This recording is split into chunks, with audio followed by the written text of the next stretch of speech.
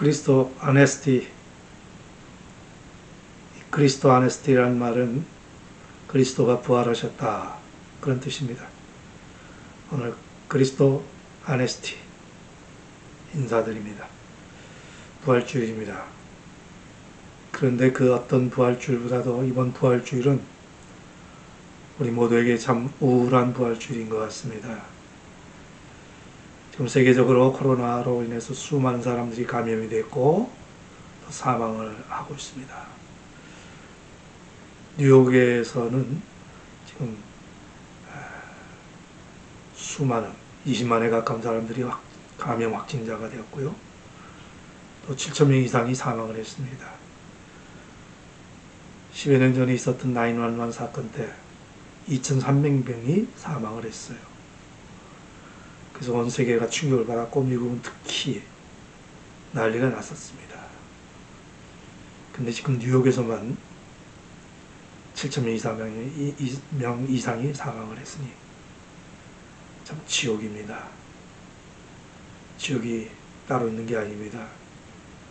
고통과 절망과 슬픔 그리고 죽음이 있는 곳이 지옥이 아니겠습니까? 뉴욕에 있는 어느 지인이 보낸 편지를 읽어봤는데요. 그 편지를 보니까 그 지인이 살고 있는 동네에 퓨너럴 홈이 두 군데가 있습니다. 이 두 군데가 다 클로즈했다고 합니다. 너무 많은 사망자와 시신을 받아들일 수가 없기 때문에 아예 클로즈를 했다고 하는 그런 얘기죠. 정말로 우울하고 가슴 아픈 부활절 아침입니다. 지금 어떤 의미에서는 온 인류가, 온 세상이 어두운 금요일을 맞이하고 있는지도 모릅니다. 죽음의 위협이, 슬픔과 두려움, 세계가 펼쳐지고 있습니다. 그러나 이 모든 것은 지나가게 되어 있습니다. This all shall pass. 이 모든 것은 다 지나가리라. 그렇습니다. 금요일은 영원하지 않습니다. 슬픔과 고통과 절망 그리고 죽음의 금요일은 반드시 있지만 그것은 영원하지 않습니다. 지나가게 되어 있습니다. 금요일이 지나간 다음에는 바로 부활의 아침이 동터 오게 되어 있습니다. 어떤 의미에서는 부활이라고 하는 것은 금요일을 거쳐야 합니다. 금요일은 죽음을 상징하는 거 아니겠습니까? 고통과 절망과 한숨의 시간들입니다. 그러나 이런 고통과 한숨과 절망의 시간, 죽음의 시간이 전제되어야 부활이 존재합니다. 부활이라는 게 무엇일까요? 단순히 육체적인 죽음에서 다시 살아나는 것만을 의미하지 않습니다. 신앙적인 의미로 말할 것 같으면 부활이라고 하는 것은 슬픔이 기쁨으로 변화되는 것, 고통이 평안함으로 변화되는 것, 절망이 희망으로 변화되는 것, 그리고 죽음이 생명으로 변화되는 그 놀라운 일이 일어나는 그것이 바로 부활입니다. 그런 의미에서 오늘 우리에게는 이 죽음의 금요일을 맞이하며 슬퍼하고 고통스러워하고 있지만은 그러나 그것이 이제 곧 지나가고 부활의 아침이 온다고 하는 사실을 믿는 것입니다. 제자들도 예수님 십자가에 달려 돌아가시고 난 다음에 두려움과 공포와 절망과 죽음의 금요일을 맞이하였습니다. 이 절망의 죽음의 금요일 때는 제자들이 나약해지기 짝이 없었습니다. 죽음 앞에서 두려워하였습니다. 그래서 한 어린 소녀 앞에서도 베드로는 예수님을 모른다고 세 번이나 부인하는 비겁자로 변했습니다. 배신자가 되었습니다. 그렇게 큰 소리 쳤던 베드로 아니었습니까? 네, 죽을지라도 결코 주님을 떠나지 않겠습니다 라고 큰 소리 쳤던 베드로였습니다. 그러나 그는 이 금요일 밤에 비굴한 자가 되었습니다. 비겁자가 되었습니다. 나약한 자가 되었습니다. 절망 속에 빠진 배신자가 되었습니다. 베드로뿐이었습니까? 모든 제자들도 마찬가지였습니다. 다 예수를 부인하고 도망갔습니다. 피신했습니다. 두려워 떠는 자가 되었습니다. 그러나 그들에게 부활의 아침이 다가왔습니다. 부활하신 예수님이 그들에게 나타나셨습니다. 의심 많은 도마에게도 예수님이 나타나셔서 그의 허리에 난 창자국과 손과 발에 난 못자국을 만져보라고 하셨습니다. 제자들이 예수님, 부활하신 예수님을 목격하고 보고 경험하고 체험하자 그들이 완전히 변화가 되었습니다.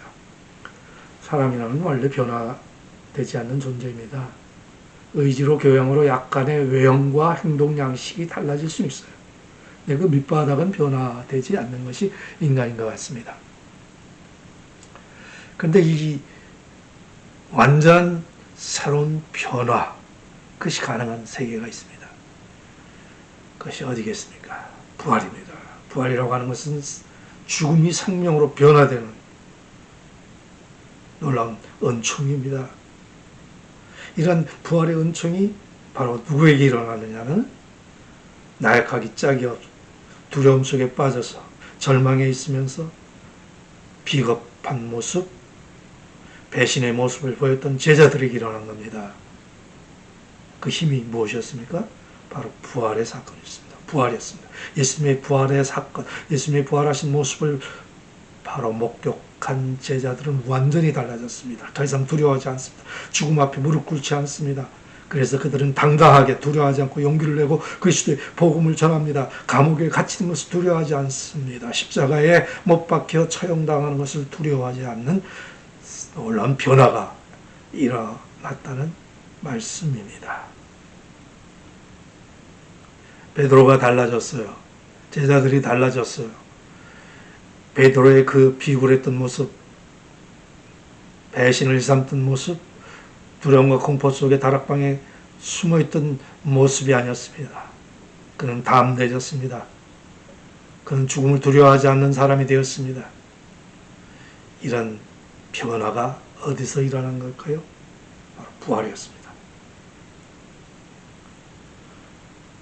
부활의 믿음을 가지게 된 제자들은 완전히 다른 모습으로, 다른 모양으로 저 세상에 나가 그리스도의 복음을 전할 수가 있었습니다. 예수님께서 이 세상에 남긴 것은 무엇이었을까요? 예수님은 이 세상에 무슨 세상적인 그런 큰 업적을 남기신 건 아닙니다. 그리고 예수님은 기록도 남기지 않으셨습니다. 예수님은 큰 재산을 남긴 게 아닙니다. 큰 명성을 남긴 것도 아닙니다. 결혼을 해서 가족과 후손을 남긴 것도 아닙니다.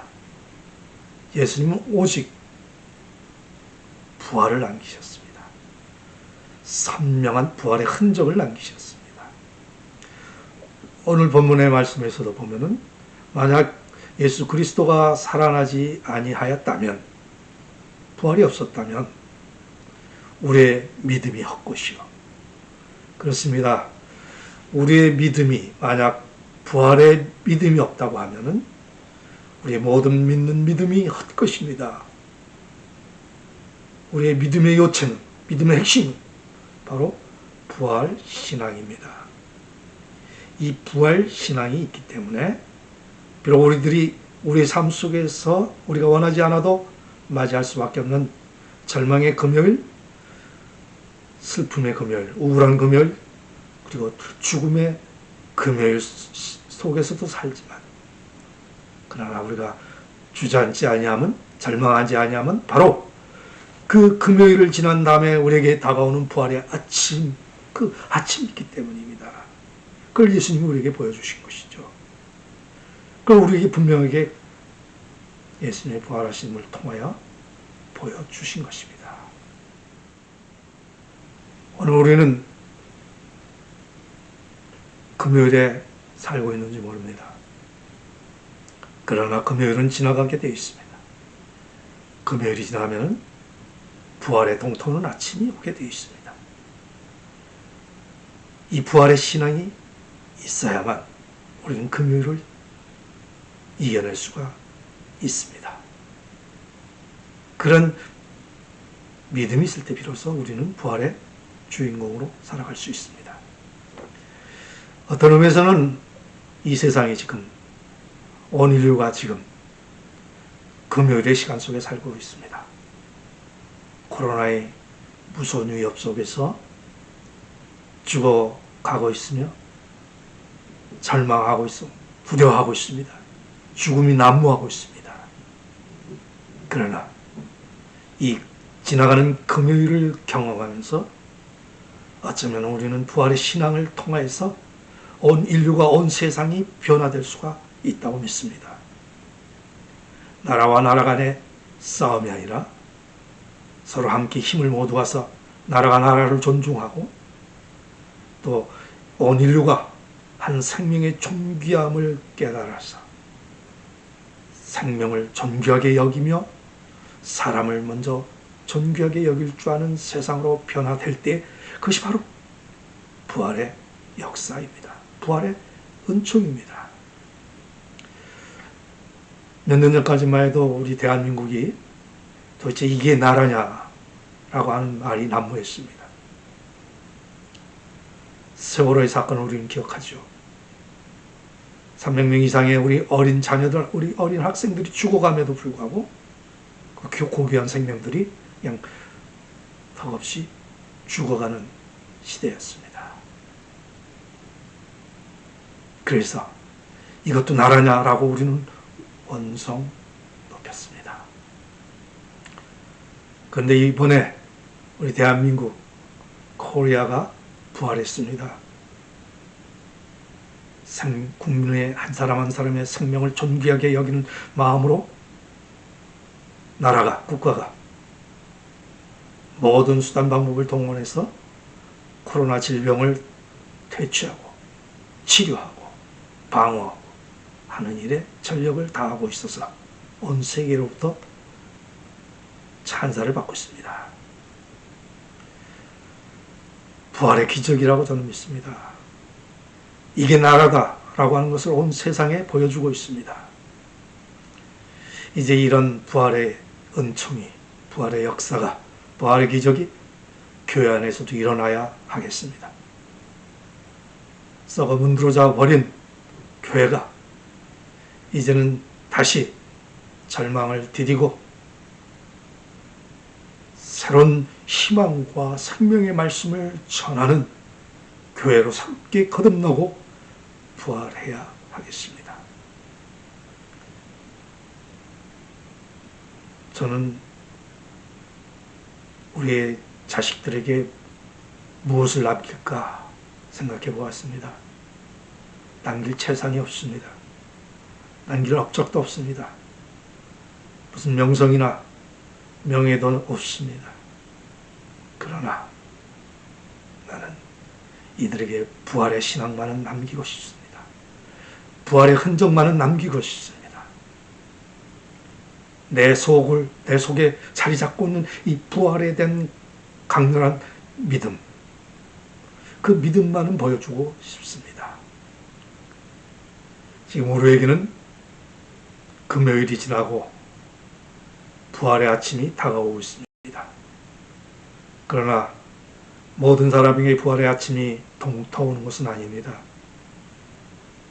부활의 믿음, 그 믿음을 가진 자에게만 절망과 죽음의 금요일은 지나가 버리고 부활의 은총이 주어지는 것입니다. 사랑하는 교회 여러분, 절망, 죽음, 한숨, 고통, 슬픔의 금요일에 머물고 계시지 마시기 바랍니다. 왜냐하면 부활의 아침은 동터 오기 때문입니다. 우리는 그저 그것을 믿으면 됩니다. 믿고 확신하고 나아갈 때 우리는 제자들처럼 베드로처럼 더 더 이상 비겁하지 않고 죽음 앞에 두려워하지 않고 더 이상 하나님을 배반하지 아니하고 담대하게 용감하게 믿음의 확신에 서서 새로운 변화된 삶을 살 뿐만 아니라 우리 주변을 변화시킬 수 있는 힘이 되고 이 세상을 변화시킬 수 있는 힘이 되고 이 세상에 하나님의 나라를 건설하는데 일을 감당하는 부활의 주인공이 될 수 있습니다. 이런 놀라운 부활의 은총과 역사와 기적의 사건이 여러분 모두에게 충만하게 넘치기를 주의 이름으로 축원합니다.